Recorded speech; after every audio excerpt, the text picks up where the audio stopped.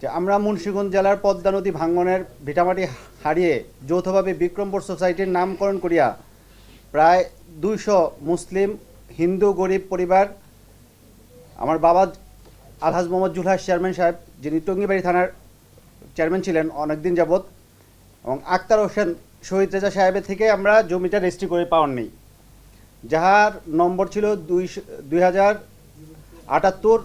এটা তারিখ ছিল 12/3/2020।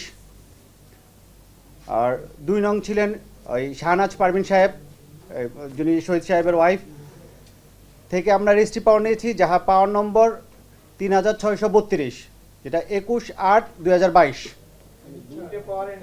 হ্যাঁ, আনুমানিক 950 শতাংশ জমি রেজিস্ট্রি করে আমরা নিয়েছি এবং বাকি জমি এখনও শহীদ সাহেবের নামে আছেন।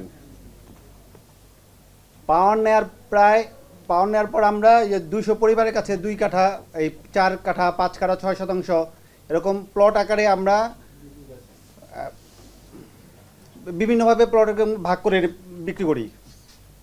তারপর আমাদের প্লটের বাউন্ডারি এবং দেয়াল দিয়ে যার যার নিজ জায়গায় আমরা অবস্থান করতেছি, আমাদের কন্ট্রোলে আছে।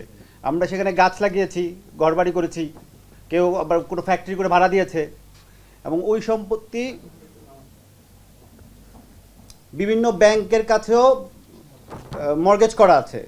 বিভিন্ন ব্যাংক এই ব্যাপারে মর্গেজ করেছেন। যিনি হচ্ছেন এই যে কি বলে গিয়াসউদ্দিন চৌধুরী ব্যান্ডার। তো এই গিয়াসউদ্দিন সাহেবই আমাদেরকে এই শহীদ সাহেবের থেকে এই জমিটা কিনে দেন, এবং পরবর্তীতে এই যে ভাই যারা আছে আমাদের, যাদের কাছে বিক্রি করেছি, তাদের সবার নামে উনি শনাক্তকারী হিসেবে এই দলিলটা রেজিস্ট্রি করে দেন, যেটার ব্যান্ডার উনি ছিলেন।